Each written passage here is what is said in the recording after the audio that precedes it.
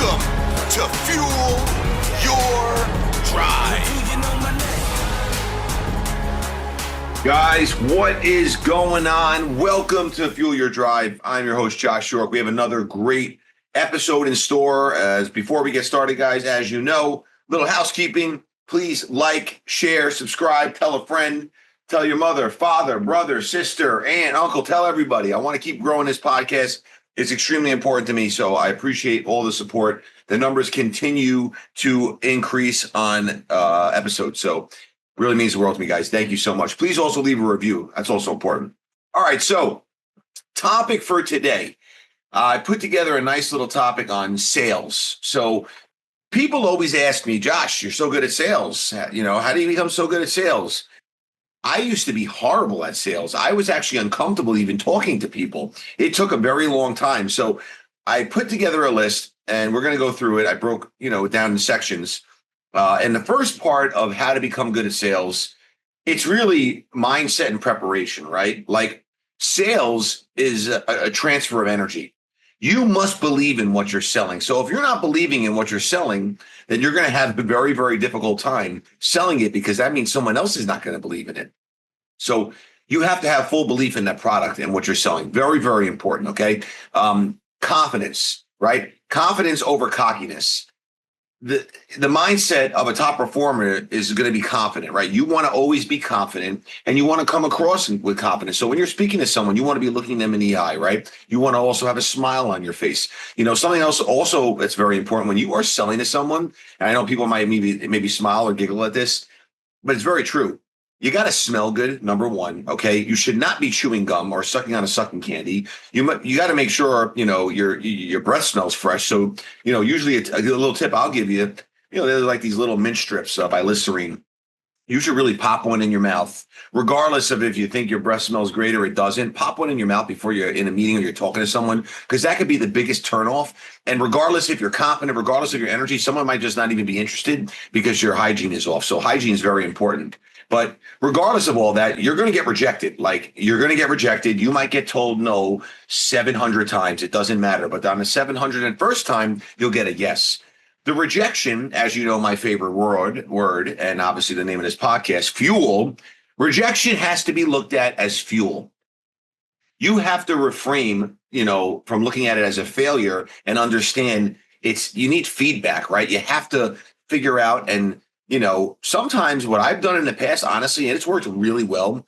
If I didn't close a deal, I sometimes actually ask the person, did I do something wrong? Is there a reason why? Our service is incredible? And sometimes people will be very honest with you. Now, that's also very uncomfortable to do because, sometimes you don't even want to, you feel like you just got rejected and now you're asking the person why. And sometimes it might just be like, screw off, but sometimes you can ask and that can be very, very valuable. Obsession will always beat talent, okay? So preparation will always trump, natural ability. You have to be prepared and you have to understand that it's reps. You got to put in the reps over and over and over and over again, right? And the emotional resilience of it, like handling the no without losing momentum. Like, so what? You get told no, so what? Someone tells you to go drop dead. Someone tells you to jump off a bridge. Smile, say thank you so much, and go on to the next one. Because it's the repetition that's really going to, create your success and build your momentum. You have to know your product inside and out, okay? Sell the solution, not the feature. That's very important, right? And also, people don't realize something. When you're selling, a lot of people sometimes outsell themselves out of the sale because they talk too much. You need to listen more and talk less. So put out the information, but listening is very, very important, right? And mastering your tonality, right? Your body language, your enthusiasm, especially like if you're in person or even on a Zoom call. Qualified leads, very important, right? You don't want to chase everyone. Back in the day, I used to go after everybody, and I used to think everyone was a potential. No, some people just might not have money for your product. Some people might just not be interested, and that's okay. So understand that. You have to know who you're going after. So find that target demographic and focus on it. I love this, and I say this all the time. Time kills deals. If you're not urgent and you don't act right away, you can literally lose the deal right away. So act with urgency. And sales, honestly, guys, it comes down to building relationships, right? People buy you before they buy the product. They have to like you, right? You have to build instant rapport with them. You have to build the trust with them. And, the fortune is always in the follow-up. You have to be consistent. Sometimes you might not get it on the first time. Yes, time does kill deals, but sometimes people do need to think. So you have to be consistent with the follow-up. That might be 5, 10, 15, 20, 30 phone calls, and have them as value-driven follow-ups. I hate when people do this. Don't call and be like, hey, how you doing, Steve? Lisa, this is Josh from GYMGUYZ. I'm just following up. No, you don't say that. Like, hey, how you doing? This is Josh from GYMGUYZ. I wanted to, give you a call. I was thinking about you. We had a great time the other day when I was on your assessment, and I was thoroughly impressed with how you were able to, I don't know, whatever they did, maybe they did something special, touch on that and put a positive thing in there and be like, listen, I wanted to also go through when you were doing those squats. I noticed something. I want to talk, I want to talk to you about something. I'm giving them a reason to call me back. Very, very important when you have value in the follow-up. Don't just say, all right, give me a call when you can. Like, make it a reason, make them have a reason to call you back. And don't sell, solve, right? That's the difference between a closer and a helper, okay? You want to always solve. And when you're solving something in my business, right, people need to, get healthier, get fit. It's a much easier close because we really are helping them. And we've been around doing this a very long time. In the early days, it was very hard because there was not much really to show as far as proof, right? I just started this and, people were buying me, right? So that all the things I just touched on tie into that. You have to be a good storyteller. That is the number one most important thing. Storytelling is like hands down numero uno, number one, okay? And handling objections, right? Most people fail at sales because they can't handle objections. You have to ask better questions and you have to control the conversation, uncover the pain points. Like, sometimes you can just ask, a client or someone who's looking to purchase, like, let's say you're at the end of the sale and, you're getting ready to close and you see like they're a little hesitant, and, they might throw out there, I need some time to think about it. Or, one of the famous ones is I need to talk to my spouse about it. Sometimes I'll just ask them, let me ask you a question.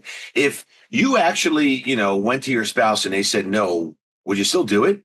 And sometimes they say, yes, I would. So I said, okay, so then what are we waiting for? Let's get started. And they'll get started. So you be very, very, very careful and listen, right? You have to listen. Okay. And when you do close, guys, close with class. I see a lot of people not closing properly. They're closing in a very unprofessional manner. If you close with class and you're very professional and you handle yourself in a very professional manner, you're going to get more referrals. And that's going to be the number one most important thing. You have to have discipline and you have to have daily action in sales, because if you're not making X amount of calls every day, having follow-ups, touch points, right, tracking everything, like you gotta be on top of your data. Like you gotta inspect what you expect. If you don't know your numbers and know how many leads you have, I would recommend using a CRM system. And in the early days, you can get by just, obviously working off a spreadsheet, but you really want to have systems in place because that's how you're going to scale, right? Very, very important. And role play. I used to literally just look at myself in the mirror and just repeat my script over and over again until I got so comfortable with it where I didn't sound like a robot. Because you can read off tons of scripts. You don't want to read off a script. You want to own that script. You want to be so, dialed in with that pitch that, you feel comfortable with it. It comes across in a confident manner and people feel comfortable and believe in you and your service when you're pitching it to them. So understand that, right? And continue to keep learning, right? I'm not telling you to listen to a 700 podcast. You're listening to Fuel Your Drive. You're already on a good track, right? But don't be jumping around. Focus on one person you really enjoy listening to and learning from, whether it's books, podcasts, or other great guest speaking. And listen, because you can get nuggets out of it. Like I listen to a lot of different people, and it's not that I'm trying to get crazy information. Sometimes I just look for one nugget. I always want to keep growing and developing. I want to keep moving the needle every single day and become even smarter and even sharper. You too want to do the same thing, right? And you want to have, in sales, next level sales psychology, right? So anchoring emotions to outcomes, right? People buy emotionally and they justify logically. So understand when you're painting the picture of what life looks like after the buy, that person's going to be like already starting to think like, oh my God, like you got to get them excited and understand what by buying this service or this product is going to do for that person after they start using it, right? So creating irresistible offers and stacking value behind the expectation of that offer, right? So it's very, very important. Now, look, at the end of the day, I always like to say sales is about 80% mindset, 20% mechanics. And I say business is about 90% mindset, 10% tactics. You have to have the right mindset. If you go into a sale thinking you're not going to close, you are not going to close. If you're going into a sale thinking about how you're going to be able to service that customer, you're not going to be able to close. You go into the sale, focus only on the sale, close the sale, and then you figure it out after. You have to have confidence, and that person who's on the other side has to feel that. It's very important. And guys, like I said in the beginning of the episode, I'm going to say it again. It took me a very, very, very long time to be confident in selling. And it's going to take you a long time too. And there's nothing wrong with that. Okay. You don't have to pay attention to all these sales gurus out there because they started at the same place you might be starting at the beginning, zero, right? So it takes time, practice. Fill yourself with as much information as you can and get out there, talk to people. And, I've shared this in many episodes before. It might take you going to a local supermarket or store and just randomly talking to people every day, asking them simple questions just to get outside your comfort zone, because that also will help with your sales skills. But this is how you do it. I hope you enjoyed the episode. I got some great new guests coming on. You're going to really be excited about it. So stay tuned for some more individual episodes with me, some episodes with guests. Keep creating great content. Guys, please share this. It means the world. Until next time, fuel your drive. Legend.